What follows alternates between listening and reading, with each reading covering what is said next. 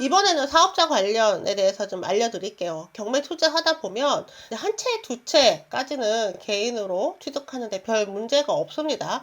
일시적 일가구 2주택 기간이 길어지면서 이 두 채 가지고 무리 없이 가질 수 있는데요. 세 채부터 이제 고민이 되게 되죠. 일단 취득세가 중과가 돼서 8% 이상 부과를 하게 되고요. 얘를 계속 가지고 있자니 부담스럽고 바로 잘 팔리는 물건을 낙찰받아서 바로 단기에 매도를 하고 싶은데 단기 매도 2년 미만의 매도면 다 중과세예요. 1년 미만이면은 70% 내가 1억을 벌었으면 7천만 원 정부에 내야 됩니다. 세금으로 납부를 하게 되겠죠. 그래서 그렇지 않는 사업자, 매매 사업자에 대한 관심이 매우 높아졌습니다. 매매 사업자라는 거 예전부터 있었는데요.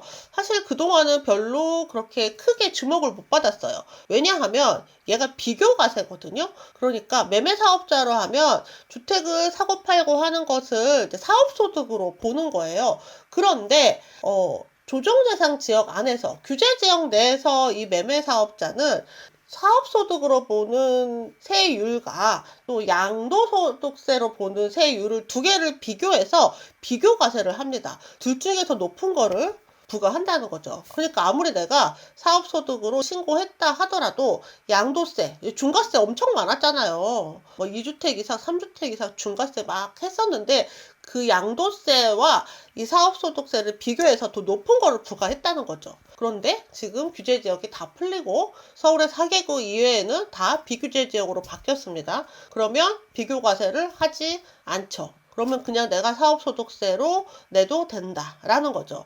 그런데 이 매매사업자가 기준이 좀 모호합니다. 과거에는요, 1과세기간, 그러니까 6개월 중에 한 번 취득하고 2회 이상 판매하는 사람을 매매사업자라고 했는데요.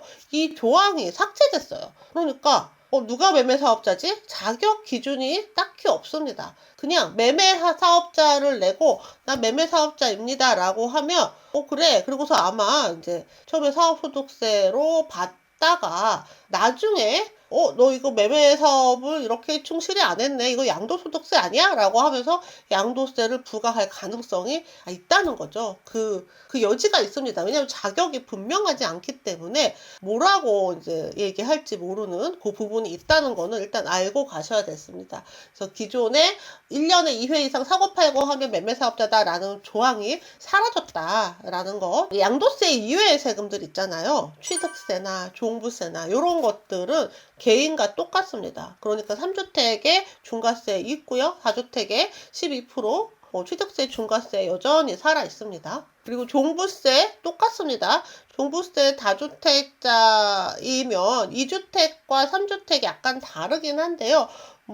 이거 다 합쳐서 4주택자 물건들 다 합쳐서 공시가 9억 이하면은 종부세가 부과되지 않죠. 요 기준 개인으로 들어갑니다. 똑같습니다. 그리고 입찰을 할 때도 개인으로 그냥 입찰을 하시는 거예요. 법인 입찰, 개인 입찰 두 가지만 따로 나뉘어 있거든요. 그래서 매매사업자용 입찰은 따로 없습니다. 그냥 입찰하셔서 개인으로 낙찰 받으시고 나중에 양도하실 때 매매사업자로 신고하시면 되죠. 매매사업자의 가장 큰 장점은 낙찰받고 바로 3개월 내에 판다 하더라도 일반 과세라는 거예요. 일반 구간별 과세요. 6% 받을 수 있고요. 보통 우리가 원하는 수익이 2천, 3천이니까 15%에서 24% 구간의 세금만 내면 된다는 거죠. 원래 바로 팔면은 70%였는데 그게 아니라는 겁니다. 근데 사실 고시라고는 모르겠지만 45%로 1년 미만에 양도할 때 45%로 부과하기로 개정을 한다고 했거든요. 근데 아직 이제 국회를 통과 못 했고요. 아마 올해는 좀 힘들 것 같습니다. 내년 초에는 총선도 있고 하니까 이 구간이 중과세가 1년 내 중과세가 70%가 아니라 45%로 내려가고 1년에서 2년 사이는 이제 중과세가 사라지고 요거를 좀 기대하는데요.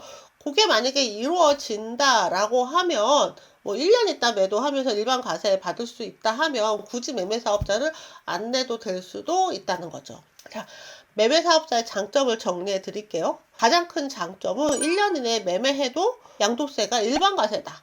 중과세가 아니다. 그리고 필요 경비의 범위가 넓습니다. 필요 경비가 넓다는 건 일반 개인으로 하면 도배, 장판, 인테리어 이런 것들 필요 경비에 들어가지 않거든요. 양도세 계산할 때 필요 경비에 넣을 수 없습니다. 그런데 매매 사업자는 이게 사업소득이기 때문에 필요 경비에 다 포함이 된다는 거. 그래서 경비가 많으면 비용 지출로 해서 결국 양도 차익을 줄일 수 있죠. 2월 과세인데요. 10년 2월 과세. 요건 사업자가 다 있는 거죠. 그래서 올해 내가 마이너스가 났다. 올해 마이너스가 2억이 났다.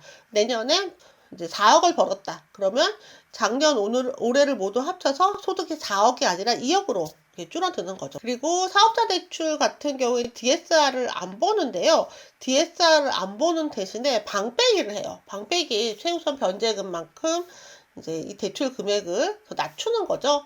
은행이 이 물건의 낙찰가의 뭐 80%까지 대출을 했는데 최우선 변제권을 가진 소액임차인이 들어와서 먼저 배당을 받아가 버리면 은행은 손해잖아요. 이런 것들 때문에 방빼기를 항상 해야 되는데요. 방빼기를 안 하기 위해서 개인은 MCI를 가입을 하죠. 야, 제가 또 어려운 말을 또 막 하고 있네요. 이 용어들이 또 어쨌든 그래서 매매 사업자는 방빼기를 해야 한다. 그런데 방빼기를 하지 않기 위해서는 신탁대출을 이용할 수가 있습니다. 그래서 대출을 이용을 할 때 DSR을 보지 않는 거는 장점인데요. 또 반대로 방빼기를 해야 된다는 단점도 같이 동시에 존재하고 있어요. 또 매매 사업자의 큰 단점은 이게 국민주택 평형 이상인 85제곱 이상일 경우에는 부가세가 부과가 됩니다. 사업자로 부동산 거래를 하면 부가세가 부과가 되거든요. 국민평형 이하는 면세예요. 개인은 그 이상도 면세이지만 사업자로 거래를 할 때는 부가세가 부과된다. 그러니까 10%가 더 나간다는 거죠. 이거 치명적이죠. 다만 이 부가세 10%는요. 건물분의 부가세이고요. 읍면지역에서는 100제곱 이하가 해당이 됩니다. 근데 사실 읍면지역은 거래가 활발하지 않기 때문에 매매사업자로 낙찰을 받는 것은 별로 의미가 없을 것 같아요. 제가 매매사업자에 대해서 쭉 정리를 해드렸는데요. 아마 지금 매매사업자를 할까 말까 고민하시는 분들이라면 도움이 되셨을 겁니다. 일단 이제 중과세, 단기 중과세가 사라지면 매매 사업자를 굳이 하실 필요가 없고요. 이미 이제 다주택자이신 분들 중에서 단기 매도를 노리신다면 매매 사업자를 고려해 보시면 좋겠습니다. 지금까지 매매 사업자에 이렇게 관심이 많은 때가 없었던 것 같습니다.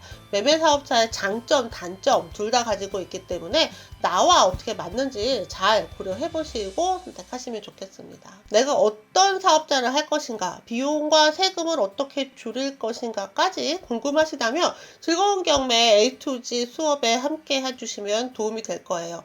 처음 시작부터 낙찰 이후에 명도, 인테리어, 임대까지 모두 케어해드리는 경매 A2G 커리큘럼이 지금 모집 중입니다. 즐거운 경매 카페로 오세요.